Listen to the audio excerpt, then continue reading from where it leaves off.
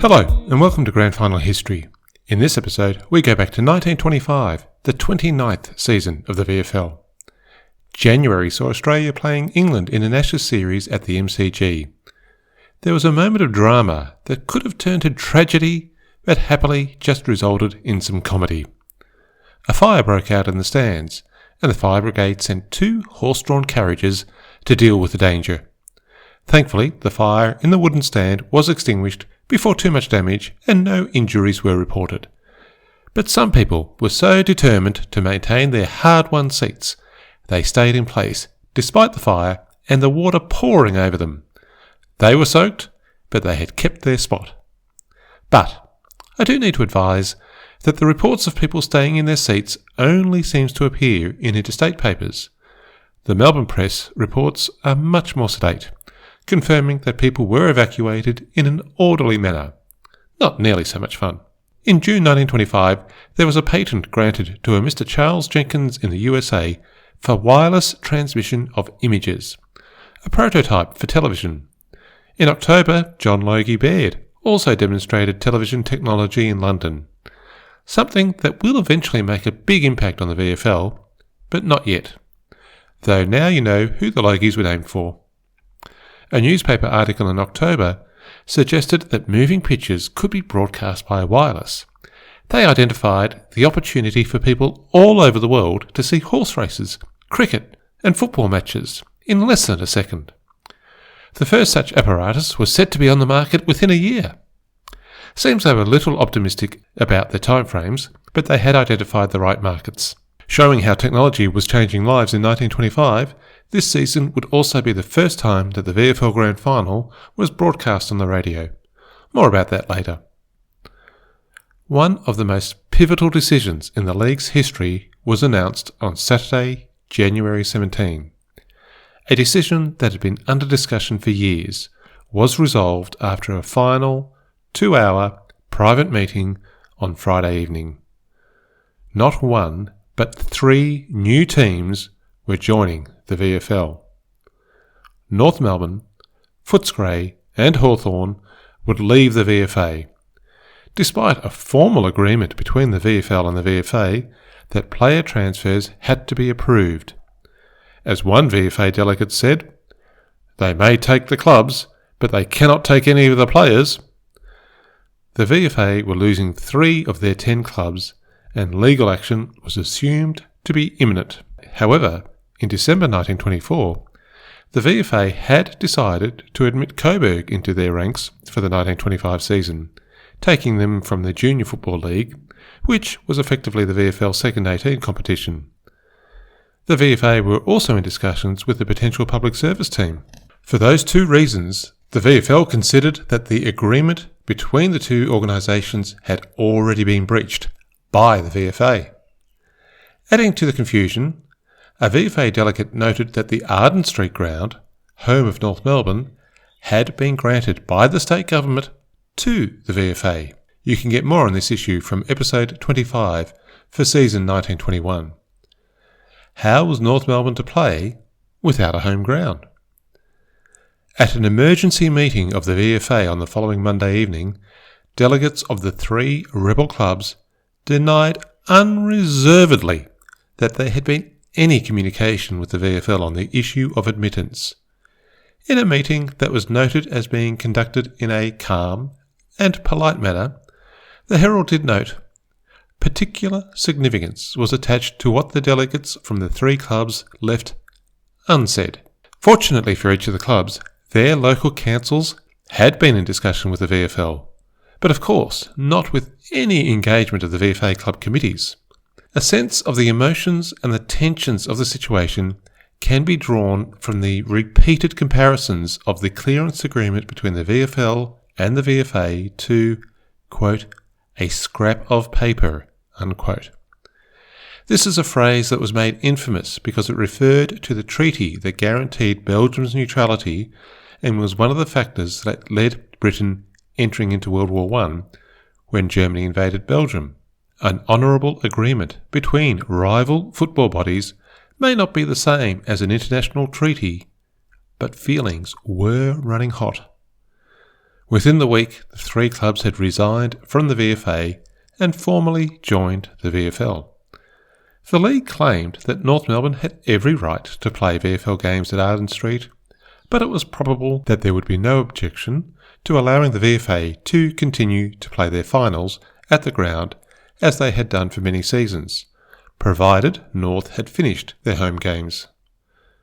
As to player clearances, the Herald reported a league official explaining that because the three clubs were now VFL clubs, players would not need a clearance. If any of these players wanted to join an association club, they would need a clearance from the league. A clever interpretation on what seemed a significant barrier.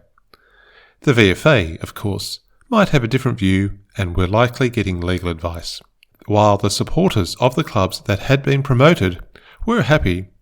There were others who thought the VFL were just too concerned with finance. Towards the end of January, the Argus published a more detailed analysis of the thinking behind the league's decision. While there was advice that the agreement with the VFA was focused on movement of players and not clubs, and that once a club was in the VFL, the issue of clearances was removed, there was also a feeling that the agreement was morally binding, if not strictly legally binding. But once the association brought Coburg into their ranks, it was the VFA that had destroyed the agreement. The next hurdle was the challenge of adjusting recruiting districts if either Footscray or North Melbourne were added as the 10th club.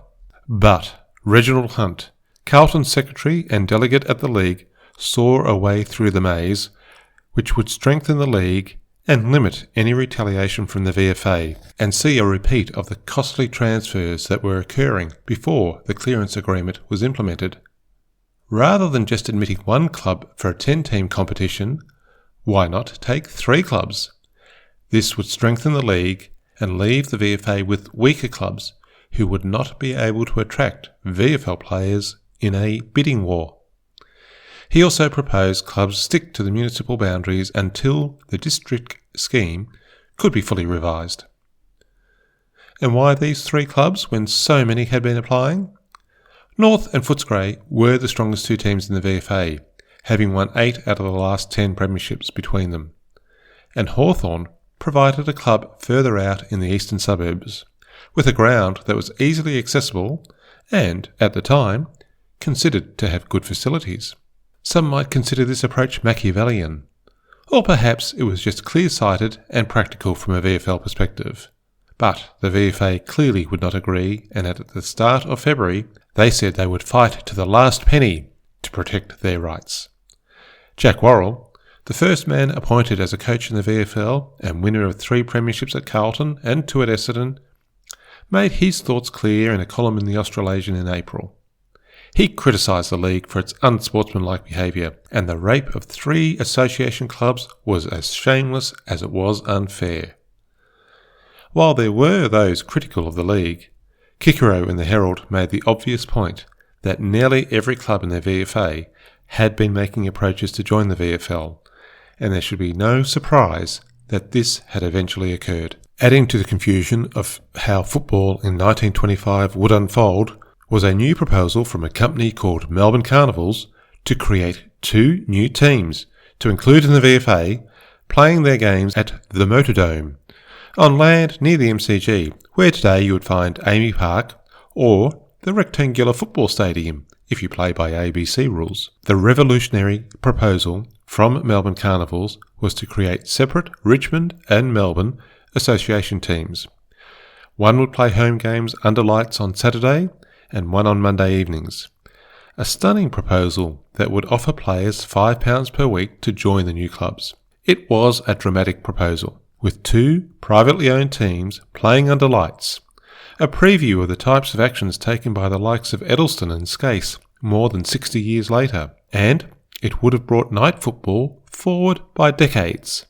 But, spoiler alert, it did not happen. While the ambitious scheme by Melbourne Carnivals to expand the VFA seemed to evaporate within a couple of weeks, the league was still keen to use the Motordome, or, more accurately, stop the VFA or any other organisation or any other code from getting access to such a well-situated ground. The next proposal to be floated was that Geelong would play all of their away games at the Motordome. There was some interest in this option, but it didn't happen either. And while we can look back at 1925 knowing that 12 clubs would end up playing in the VFL in their usual home grounds, for the supporters and the administrators, the opening months of the year were full of drama, uncertainty, potential legal challenges, and there were still 2.5 months to go before the season started. At the end of February, the fixture was announced, with the additional 3 clubs, but still only a 17-round season, which meant that not every club could play each other twice. After the first 11 games, there was effectively 2 sections created for the final 6 games of the season, and with no surprise at all, the unloved round-robin final series was discarded after 1 year, and the amended Argus finals process returned as it had been since 1907. As the start of the season approached, the VFA had yet to pull the trigger on their legal action. Their position was that they were waiting until the dissident clubs had played a game in the VFL. But despite the VFL's assertion that the players did not need to get a clearance from the VFA, given that the clubs were now in the VFL, they were not ready to forgive players that had previously left the VFL to play in the VFA without a clearance. This meant that Footscray were told Alex Eason, who left Geelong in 1922 to coach Footscray, as well as Ford, O'Brien and Stevenson, were still under disqualification by the VFL, though they were free to play in the association until their 3-year ban was lifted. So Footscray would be moving into the VFL without 4 of their best players. Footscray got more bad news when they requested their premiership medals from the VFA. Their letter was reviewed at an early April meeting, and the VFA decided that there was no record of any commitment to provide the medals to the premiers. Footscray had already received their premiership caps, and that's all they were getting. I don't think the remaining VFA delegates were too keen to do anything for the now VFL club. In the week before the season started, news broke that the VFA would abandon their legal case. The stated reason being that the players who had taken to the field would be banned from playing VFA football for 3 years, and this was sufficient punishment. Thus, the legal threat from the VFA ended not with a bang, but a whimper. The VFA would play with an 8-team competition, with Coburg making up 1 additional club after the loss of Footscray, Hawthorn and North. The association would expand again in 1926 and continue for decades, but the resentment and bitterness between the oldest football competition in Victoria and the more successful breakaway VFL would continue for decades. On more football-related matters, the pre-season had seen significant angst about the new out-of-bounds rule adopted by the Australian Football Council, awarding a free kick against the team that touched the ball before it went out of bounds, a rule opposed by the majority in the league. The VFL were in an awkward position. They had helped to establish the Australian Football Council to promote Australian football and confirmed that the council was the authority for a uniform set of rules for the game across the nation. But now the VFL was being forced to adopt a rule it did not want. There was talk about leaving the council, but in the end the VFL did adopt the new rule. And once the practice matches had been completed, people began to see that the game was looking better. Ugly, often brutal shepherding in the ruck at ball-ins was eliminated because there were no ball-ins. And by creating more risk in kicking towards the boundary, the game saw more attractive play towards what we would now call the centre corridor. The other rule change focused on handball. There had been growing concern that too many players were throwing the ball under the guise of scooping it along with a gentle tap of the hand, and umpires were not enforcing the ban on throwing. Now, a handball had to involve punching the ball with the fist. On the coaching front, there had been an extraordinary amount of movement. Carlton had tried to appoint Jim Caldwell as coach, but South would not clear him, so instead they went for their long-time defender and 1924 captain, Paddy O'Brien. But when the players voted on a captain, they chose Maurice Beasy, which won't cause any problems, will it? At Essendon, dual premiership captain-coach Sid Baker had retired, and Frank Marr stepped into that role. Down at Geelong, Lloyd Hagger had moved to Tasmania after being offered a significant incentive, and Cliff Raken became the captain coach. Some might have thought that a player who'd stood down from the 1923 semi-final because the selection committee had dropped Bert Rankin, his brother, would not be entrusted with such a leadership role. But the Cats were sure they had the right man for the job. Hawthorn, making their debut in the VFL, chose Alec Hall, whose last coaching role was in 1913, when he finished his second stint at Melbourne. 12 years out of the job, but he did have 7 years coaching experience, including a year at Richmond. Melbourne lost Gordon Rattray after just one season as a non-playing coach and part-time Fitzroy player, and Albert Chadwick became their captain coach. North Melbourne had tried to get Gordon Rattray to be their coach, but Fitzroy would not clear him to North either, and so they recruited St Kilda's captain coach, Wellesley, to be their inaugural VFL captain coach.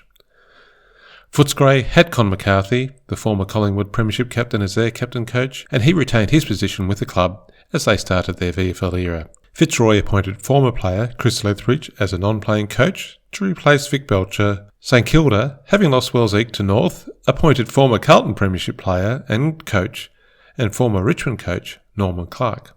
A few of the established VFL teams did manage to hang on to their coaches while all this movement was going on. Richmond would continue with Dan Minogue as captain coach. At South, Charlie Panham would still be a non-playing coach, given Collingwood's refusal to provide a clearance. And, talking of Collingwood, the essence of coaching stability, Jock McHale entered his 14th season with plenty more to come. After all the turmoil of the months leading up to the start of the season, the reality was people wanted to see the game and season previews were enthusiastic, with records expected to be broken. There was more coverage in the various papers, membership sales were ahead of previous seasons, and, as happens every season, no matter the era, supporters were confident that their team had good prospects of taking the premiership, or at least putting up a good effort. In the opening round on Saturday the 2nd of May, Essendon unfurled their premiership flag in front of Collingwood, and surely all the bitterness at Essendon at the end of the 1924 season was forgotten, except Tom Fitzmaurice had been true to his word of not playing with the club again, and was awaiting his clearance to play in Geelong where he now lived. Essendon were well in control at half-time, but Collingwood surged back in the third quarter, giving the Dons a shock. But unlike the 1924 season opener, Collingwood were not able to spoil Essendon's round one party, and the Dons had a comfortable 4-goal win. North Melbourne surprised many by getting their first win in the VFL, beating Geelong at the Corio Oval. Geelong had been close to making the finals as last season, and did not expect to lose at home to the newcomers. Richmond had a comfortable win over Hawthorn, who, to be fair, were not one of the strongest teams of the VFA, and Footscray were competitive in their visit to the Brunswick Street Oval, but Fitzroy led all day and held on by 9 points. In other games, Melbourne had an easy win over St Kilda, and South were not troubled by Carlton. Reviews of the opening round focused on the fast and attractive play, driven by the new tactics adopted because of the controversial new out-of-bounds free kick rule. As noted in the Argus, players seemed to have discovered the shortest way to the goal was by a direct line, and with no ugly scuffling on the boundary line, the use of the elbow was becoming a lost art. The warm greetings to the new clubs was also noted, with spectators, players and club officials of the established VFL clubs making a special effort to welcome the 3 newcomers. By the end of round 6, a third of the way through the season, the premiership ladder was showing some clear divisions. Fitzroy, Geelong and Essendon all had 5 wins, with the Maroons on top by percentage. Melbourne were also having an improved season, with 4 wins and a draw against Richmond. Collingwood were in the mix with 4 wins, and North Melbourne were the best performed of the newcomers with 2 wins, the opening game against Geelong, and a close win over Hawthorn. And even Hawthorn had a win against fellow newcomer Footscray. But at the bottom of the table was a troubled Carlton. The once mighty Blues had only managed 1 victory over Hawthorn, but they had been poor in most games. After round 2, their captain, Maurice Beasy, resigned the position. He lived in Denelli, in central Victoria, and only travelled down to Melbourne on Fridays, hence not attending any of the club's training sessions. The players elected Ray Brew, aged just 22, to replace him. Before round 4, they then sacked Paddy O'Brien as coach and asked Raybrew to take over as playing coach, having just become captain, while they looked for another coach. Jim Caldwell, the former South Melbourne Premiership captain coach, was appointed, which meant that he had to travel back from Perth where he had been playing coach for the last 2 seasons. A disappointing result for Paddy O'Brien, who was blamed for the Blues' poor performance. He would only play 2 more games in 1925 before moving to Footscray the following season. Not a good start to the season for Carlton, a club that was used to success. If we skip forward to the end of round 12, 2/3 of the way through the season, Geelong had continued their winning streak under new captain coach Cliff Rankin. 11 wins in a row since their shock loss to North Melbourne in the opening of the season. Melbourne were having a strong year after finishing second bottom the previous season. Now they were second from the top, with 9 wins and a draw, just ahead of Collingwood and Essendon. Fitzroy had dropped off the pace, with just 2 wins from the last 6 games. Carlton's season had improved with 4 wins, 3 against a new trio of clubs and a win against Richmond. Footscray were third last with 3 wins, just above North, also with 3 wins, and Hawthorn had 1 win so far. Life in the VFL was proving a bit tougher than the VFA. The new out-of-bounds rule had contributed to a faster, higher scoring game. Last season it was noted when a team kicked more than 100 points, but now this was common. In round 5, Carlton kicked what would have once been a respectable 10 goals 12, 72 points, but Geelong beat them by 12 goals, 22 goals, 12 behinds, 144. Times were changing. In round 10, Geelong got off to a flying start in their game against South Melbourne, kicking 11 goals for, while holding South scoreless in the first quarter. The round 12 game at Arden Street between North and Geelong was one of the roughest seen for many years. 6 players were reported on 17 charges, and many more could have been added. One of the Geelong players was hit by a large stone thrown from the crowd as he left the ground. It was a nasty affair. There had been rumours on the Friday before the game that trouble was brewing, and the rumours proved true.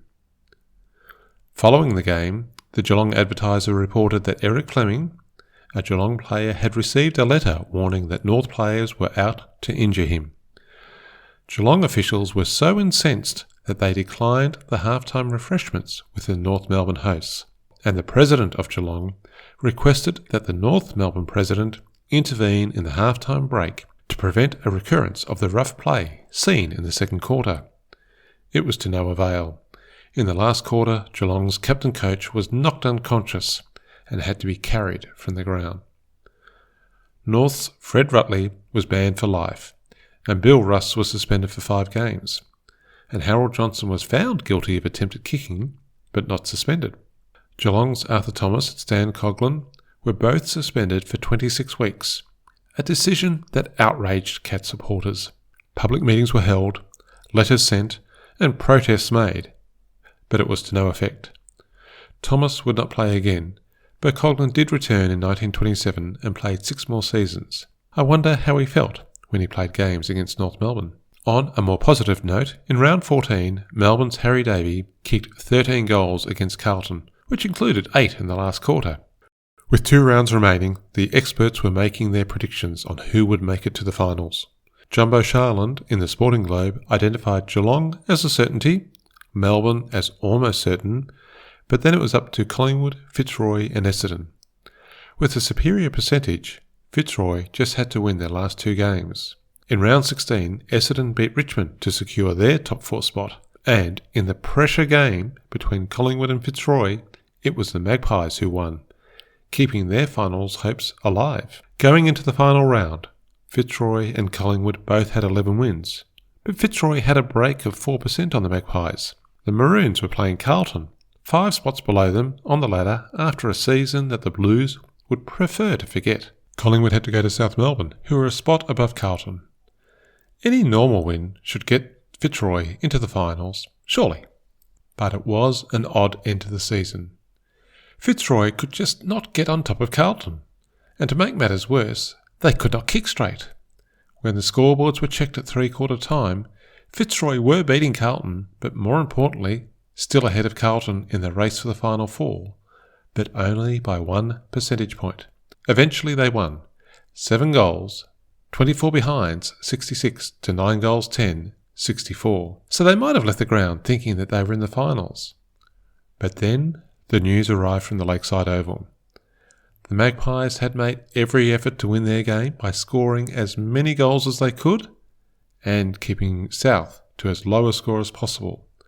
Collingwood 14 goals 11.95 to South, just 4 goals 6.30, meant that once the pencils and paper arithmetic were complete, Collingwood's percentage was up by 6, while Fitzroy's percentage fell. Both teams finished with 12 wins, but Collingwood snuck past the Maroons with 1.4% higher percentage. If Fitzroy had kicked straight against Carlton, they would have been playing in the finals. As it was, Geelong were clear on top of it with the right of challenge if required. The first semi-final between second-placed Essendon and fourth-placed Collingwood took place on Saturday the 19th of September at the MCG. In the Friday preview in the Herald, Kikero produced a detailed graphic showing where each of the two teams had been on the ladder throughout the season. Essendon had been in the top 4 all year, locking in second spot over the last 2 rounds. Collingwood had a poor start to the season, only reaching 4th at the end of June, and, despite spending a couple of weeks at second spot in early August, they then dropped out of the 4 and looked destined to miss the finals until that remarkable final round win over South Melbourne. Newspapers were becoming much more sophisticated in how they presented information to supporters in the mid-1920s, compared to the very text-focused newspapers of earlier decades. In the 2 earlier games between the clubs, Essendon had a 4-goal win after a hard-fought game at Windy Hill, but in the return game at Victoria Park, the Dons were blown away, losing by more than 11 goals. Kikero tipped the Magpies to win, saying Collingwood had timed their run into finals form. And the panel of expert opinions, consisting of club captains, delegates, coaches and committee men from across the league, were also mostly in favour of Collingwood. Norm Clark, former Carlton Premiership player and coach, now coaching St Kilda, thought Essendon were stale and had too many old players. 60,000 people were at the MCG, the return to the traditional final system being welcomed by all. While it had not yet rained, the league took the precaution of postponing the second 18 semi-final curtain raiser, given several dark patches on the ground and some threatening clouds. While this meant that early arrivals had a long wait with nothing to see until the 3 p.m. start, it seems there was not too much grumbling. The crowd got so large that all around the oval, hundreds of boys were sitting between the boundary line and the fence, which did cause the game to be held up at one point to clear the lads away from the goals at the punt road end. Essendon won the toss and kicked with the breeze, and it was a cracking opening quarter, with the teams playing attacking football and goals being scored at both ends of the ground. There was a moment of controversy when Collingwood scored their 4th goal, with many from Essendon claiming the ball had hit the post, but the umpire's decision was final and the goal stayed. The bell rang as Essendon were surging forward again, and the scores stood at Essendon 7 points in front, 5 goals 2.32, to Collingwood 4 goals 1 behind, 25. The game became tighter in the second and third quarters. Collingwood did get to a 17-point lead in the third quarter, and with the opportunity to have the win in the final, but a Collingwood player kicked the ball the wrong way. Essendon scored and they got onto a roll. Players and supporters both needed a rest at 3-quarter time. Essendon were just in front, 9 goals 6 to Collingwood's 9 goals 4, but the Magpies would have the win in the final quarter. The Dons continued to put pressure on and scored against the wind. It took until the 22nd minute mark for Collingwood to snatch back the lead by 4 points. Then Gordon Coventry, building his name in this early part of his career, took a fingertip mark and scored the sealing goal. In the modern era, he would have been substituted out of the game after a heavy knock early in the game left him dazed and confused. At half-time, he lay down in the entire break, and it was reported that he did not know where he was. Different times, and a safer game today. It had been a terrific semi-final, and Collingwood had shown that their last-minute jump into the Final Four was not a fluke. Essendon would not defend their back-to-back premierships. Their season was over. The second semi-final saw top-of-the-table Geelong take on third-place Melbourne. It had been a fine season for the Fuchsias, as they were known at the time. After just missing the wooden spoon in 1924, when they won the last game of the season, they had had their most successful season for many years, with 12 wins getting them to third place. Excitement was building that the old club could match the effort of the 1900 Melbourne team to bring home a premiership. But they had to face Geelong, a club as old as Melbourne and one that had had much success in the old VFA but were yet to win a VFL premiership. In fact, despite making the finals 7 times, they had actually not won a final since the first round robin season back in 1897, the very first year of the VFL, when they did beat Melbourne at the Brunswick Street Oval. But for football-crazed Geelong, a city that had arranged for 5 special trains to bring supporters to the MCG, it was more recent form that counted. In their only game in the 1925 season, Geelong at the Corio Oval had won by 4 goals. In an odd coincidence, Geelong and Melbourne had both been beaten by North Melbourne. So while that new team to the VFL had finished 9th on the ladder, 2 of its wins were against fine quality teams. Melbourne had the home ground advantage, and Geelong had not seen the MCG this season. But Kikero in Friday's Herald tipped Geelong in a close game, and the panel of experts assembled by the Herald were heavily in Geelong's favour.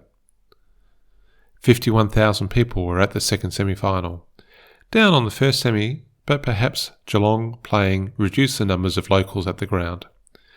In another sign of the changing times, the parking area at the ground was noted as being very popular with motorists, with an estimated 1,150 cars parked, raising approximately £50 for the Melbourne City Council. While cars had not become universal, they were becoming more popular. Melbourne kicked with a win in the first quarter and started with an attacking style from the very first bounce, using pace to break up Geelong's more clinical game style. The home team had their first goal within 2 minutes, and after a flurry of activity, mainly in their forward line, had 3 goals 6 in the first 15 minutes, before Geelong had even scored. If Melbourne had been more accurate, they might have won the game before the Cats had even started. Any Geelong supporter who had got to the ground late may have been regretting the effort made to get to the MCG. By the end of the first quarter, Melbourne had a good lead, but would it be enough if Geelong could get their system going? Melbourne, 3 goals 9, 27 to Geelong, 1 goal 1, 7. The crowd was quiet. Melbourne supporters perhaps not daring to hope, and Geelong barrackers wondering what had happened to their club that had dominated so many games this season. Within 90 seconds of the start of the second quarter, Geelong got their second goal, and hopes rose, only to sink when Melbourne got 2 more. And for the remainder of the game, it was a fairly even affair, but that initial advantage in the frantic first 15 minutes of the game was going to be enough to give Melbourne an upset win and condemn Geelong to their 7th semi-final loss since 1901. Final scores were Melbourne 14 goals 17, 101 to Geelong 13 goals 8, 86. But unlike previous years, Geelong had the right of challenge, so they could sit back and watch Melbourne take on Collingwood in the final, knowing they would play the winner in the grand final. Their premiership hopes were still alive. On the Wednesday night before the final, the VFL Permits and Umpires Committee met and counted the votes cast by the umpires for the Brownlow Medal, still reported in most of the press as a Best and Fairest award. Colin Watson of St Kilda had played 15 out of 17 games, missing 2 due to injury, but polled in 9 games to win the award, ahead of last year's winner, Karji Greaves, who received 7 votes. Only 1 vote per game at this point. Watson played in the centre, on the wing and a half-back flank throughout his career, and was considered one of the best of his era. 2 midfielders winning the first 2 Brownlows. Will it create a trend? In a move that stunned the Saints, Colin Watson then took a job as the coach of Thorwald in 1926. St Kilda refused to clear him to play, so he stood down for a year, right after winning the Brownlow. The following year, he wanted to play for Maryborough, and the VFL suspended the affiliation of the entire Ballarat League for letting him play without a clearance.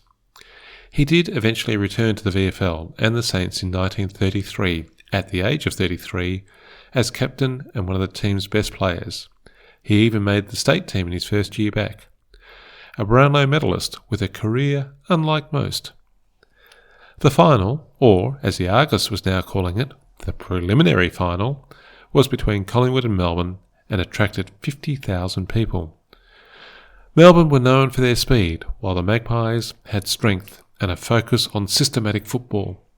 Collingwood were more regular finalists. Melbourne had last played in finals in 1915, and their only premiership success had been back in 1901. Collingwood had won both games between the clubs in the season, but each team was playing good football at the business end of the season, so each expected to win. Kikero, in his preview in the Herald, had a bit each way, with Melbourne winning if it was an open game, but leaning to Collingwood if it was a hard, close, battling game. The experts panel was also split fairly evenly between the two clubs. The other major development was the news that this game was the first to be broadcast on the wireless.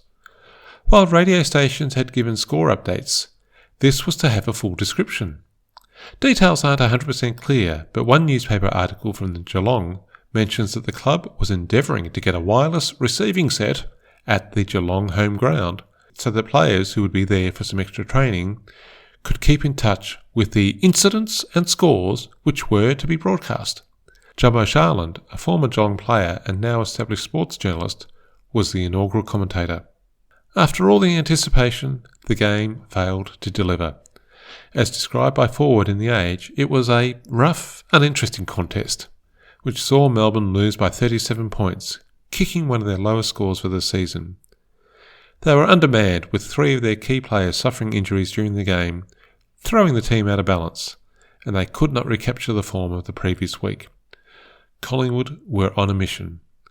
They were on top all over the ground and had the dominant forward on the field, Gordon Coventry, kicking 5 goals. Collingwood would take on Geelong for the 1925 Premiership on the 10th of October. Charles Tyson was the Magpies captain. Although born in Victoria, he'd grown up in Kalgoorlie. He returned to Victoria and debuted with Collingwood in 1920 and played most of his career on the halfback flank. He was appointed captain in 1924 and he would lead the club until 1926, leaving the club in controversial circumstances that we will deal with next episode. He played 3 seasons for North, the last 2 in 1927 and 28 as captain-coach, but then had a falling out with this club as well. He had been injured playing in a midweek competition, and the North's administration were not impressed. So Tyson resigned and got a clearance before the end of June 1929 to play for Yarraville in the VFA. The Collingwood coach was, of course, Jock McHale. His decades-long career was not even halfway done, and he was about to begin a remarkable run of successive grand finals, which we will explore in the coming episodes. In May 1925, the Sporting Globe published a feature on McHale. He paid tribute to Dick Condon, a Collingwood player with a fine football brain, but a fiery temper. If you don't know about him, listen to episode 4, the 1900 season, where Condon got a lifetime ban for abusing an umpire, later rescinded. It is only one instance where temper took over from the football brilliance, but McHale was a much calmer man and coach. While the specifics of his training methods would not be in favour today, his advice on the more important elements of leadership and player management are as true now as they were then. He focused on understanding each player's individual temperament. McHale said, "A moody man does not want bullying. He wants to be built up in hope, and quiet, well-spoken words of encouragement will often make him a force to be reckoned with." And today we might talk about Gen X or Y or Z or millennial players and how players of today are different, but I reckon any of today's successful coaches would follow a similar philosophy of understanding each player's individual temperament. Geelong was led by first-year captain-coach Cliff Rankin. He had been a successful player since his schoolboy days. and first played for Geelong in 1915 before enlisting in the army, where he served as a gunner in France. He played for the Australian Imperial Forces rugby union team that defeated the New Zealand All Blacks in a game played in England shortly after the armistice was signed. His VFL career resumed at the end of the 1919 season, where he was able to play in the last 5 games. But his first full season was in 1920, 5 years after his debut, where he kicked 48 goals. Rankin would coach Geelong for 3 years, until the end of the 1927 season, and his last season as player was 1928, after 153 games. He was a regular state player and captained Victoria in 1926, and while we are familiar with father-son pairings in football, Cliff Rankin had a great-grandson, Gary O'Donnell, who continued the family football tradition, albeit at a different club in a different era, playing 243 games with Essendon, including 2 seasons where he too was captain. The umpire for the 1925 Grand Final was Jack McMurray Sr., for his second Grand Final following on from 1921. He had started umpiring as a junior in the South Suburban competition before debuting in the VFA in 1913, where he was awarded the 1914 Grand Final. When the VFA went into recess during World War I, he moved to the VFL. He would be the first VFL umpire to reach 300 senior games, gaining the respect of players across the league before finally retiring in 1936. His son, Jack Jr., would make his debut as a VFL umpire 5 years later in 1941 and chalk up 216 games. 519 games umpired in the one family is a remarkable record. Geelong had won the first game played between these two clubs by 3 points at Victoria Park and again by 9 points at the Corio Oval. 2 wins, but neither was a dominating victory. Collingwood were experienced finals campaigners, and their last grand final was in 1922. But the only player in Geelong's team with grand final experience was Tom Fitzmaurice, who had won premierships in the 1923 grand final and the 1924 round robin at Essendon before leaving in controversial circumstances, and he now hoped to gain his 3rd premiership in a row, this time with Geelong. There were crowds watching training at both clubs. Collingwood supporters were thrilled to see Dick Lee out on the ground, slotting goals with his dependable kicking style. Rumours abounded that he might be a surprise selection if there were injuries, but it came to nothing. Collingwood selected the same 18 that had defeated Melbourne. Geelong made 2 changes from their side that had lost to Melbourne 2 weeks earlier. John Jones and Frank Mockridge were the unlucky players. Mockridge would get to play in the 1931 Grand Final, while Jones would play his last season in 1926. Into the team came Dave Ferguson, selected in the back pocket, and Ken Lay on the halfback flank. Both were regulars throughout the season. Ferguson had played in all 17 home and away games before missing the first semi-final, and Lay had played most of the year before being injured in round 15 against Collingwood. Kikero tipped Collingwood to win, while the expert panel was evenly divided between the 2 clubs, and the cartoon on the back page of the Herald had the Geelong black cat climbing a tree, hoping to upset the magpie nest to take the premiership flag. In Geelong, factories, businesses and shops had all worked extra time during the week in order to have Saturday off so they could board one of the many special trains heading to Melbourne, and a record crowd of 64,288 made their way into the ground, equivalent to 7% of Melbourne's total population, crowded together to watch one game of football. The curtain raiser was a grand final between Collingwood and Fitzroy's second 18. On the Thursday night before the game, several Fitzroy players had been attacked by a gang of larrikins, said to be too enthusiastic supporters of the Collingwood team. One player was knocked senseless and missed the grand final, while the 4 other injured players took to the field. Whether it would motivate them further was not revealed. But the match reports did describe several fights during the second quarter, and several players were reported, 2 for kicking each other. Collingwood won the second 18 premiership by 14 points. It was time for the VFL Grand Final. Geelong, who were the crowd favourites, never having won a VFL premiership and their last success was back in the VFA in 1886, 39 long years back when football was a very different game to what was played in 1925. Cliff Rankin won the toss and chose the punt road end to kick with the wind in the first quarter. As soon as the ball was bounced, there was an incident that unfortunately has occurred in a number of grand finals. Collingwood's halfback flanker, Ernie Wilson, was belted in the mouth by a clenched fist that laid him to the ground, and as he got up again, he was crunched again by the same player. Newspaper reports don't say who the player was, but Jack Worrell, writing in the Australasian, was outraged. However, many supporters in the stands cheered, which dismayed Worrell even more. Perhaps Wilson was a victim of his own reputation. Many supporters considered him something of a hitman, only interested in hurting opponents. Back with the football, it was Cliff Rankin that scored the first goal of the game after 5 minutes of rapid play. Soon afterwards, Gordon Coventry took a strong mark, in range, but missed his first shot at goal. A burst of clever passing by the Geelong players between Karji Reeves, Arthur Grayson and Lloyd Hager was topped off by a kick to Cliff Rankin, who scored the second goal of the game. As captain coach, he was leading his team by example and stamping his authority on the game early in the opening stanza. But Collingwood had been doing much of the attacking, only to be let down by inaccurate kicking into the breeze. As the quarter went on, goals to Reynolds, Webb and Frank Murphy had the Magpies 2 points up, and their supporters had found their voice. Geelong might have been the sentimental favourite, but Collingwood cared little for sentiment. At the end of the first quarter, Geelong had regained the lead with straight shooting, but was it enough? Geelong 3 goals 2-20, leading Collingwood 2 goals 5-17. Collingwood had been wasteful in front of goal. Gordon Coventry, their normally reliable forward, kicking 3 behinds.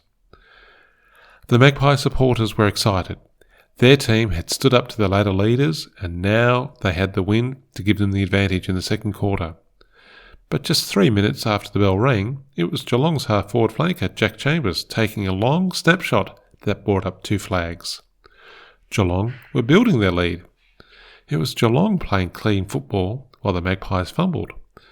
Geelong were passing accurately, building up chains of possession, while Collingwood were making mistakes.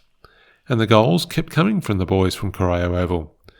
Cliff Rankin, playing a dominant game, scored his third when he moved past the Magpie defenders and snapped truly.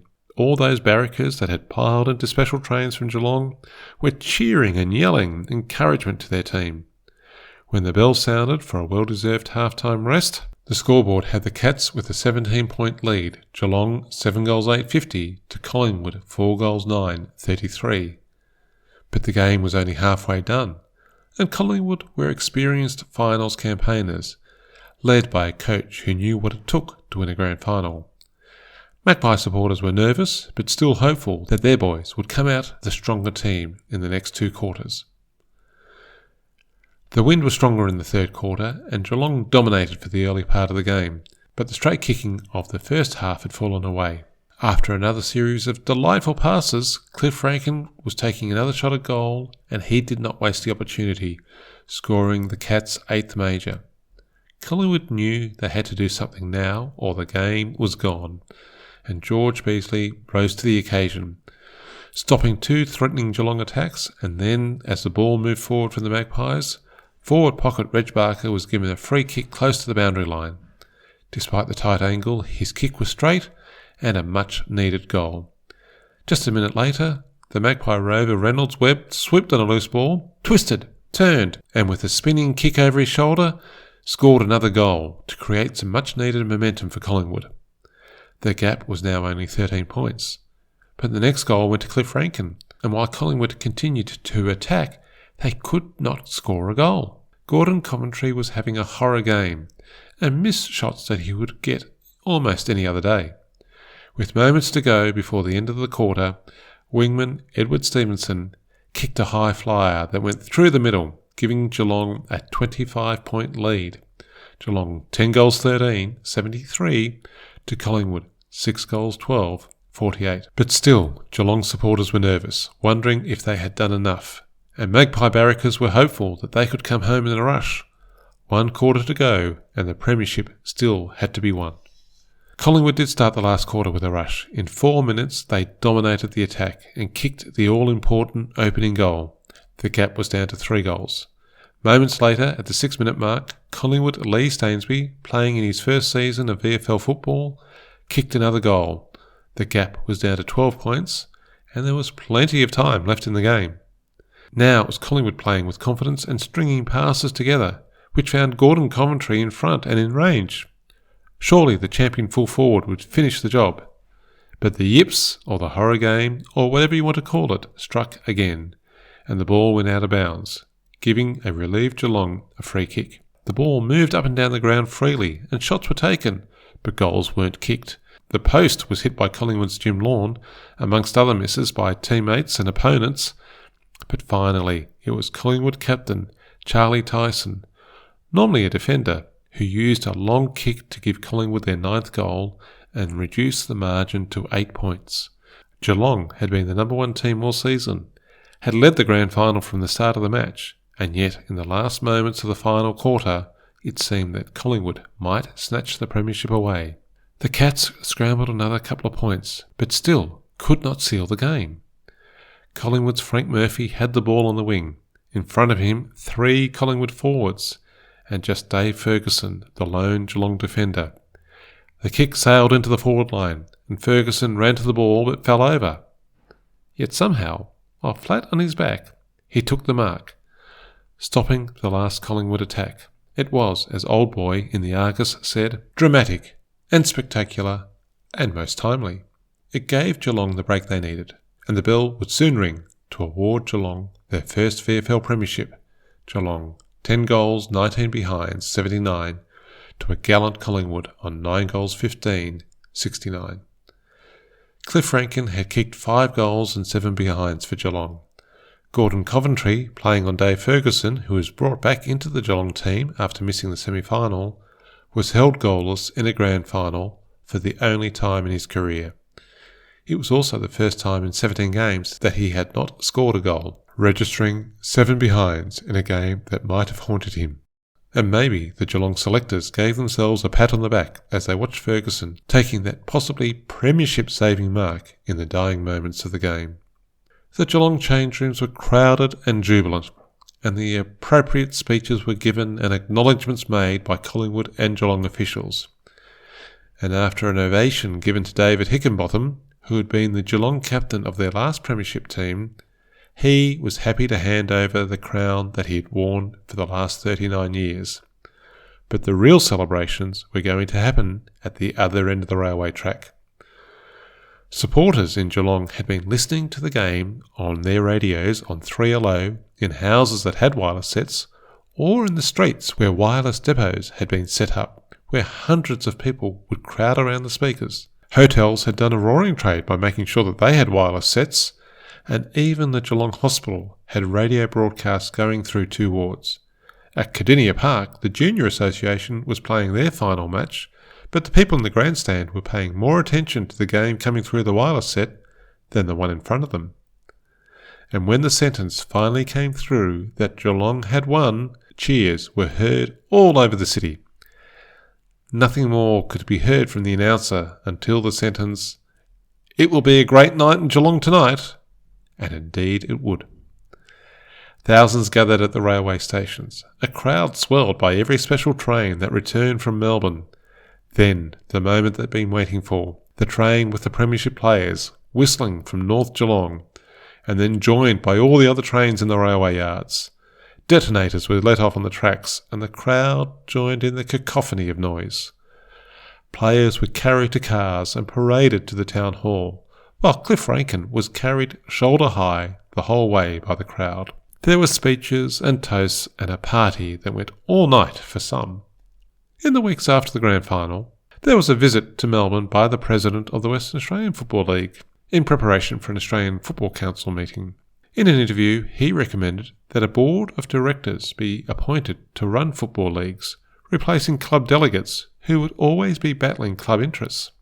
It would only be another 6 decades and multiple consultants' reports before the VFL clubs finally relinquished control of the VFL in 1985. And, while on administration matters, the VFL's third president, Sir Baldwin Spencer, made it known in December that he would be resigning.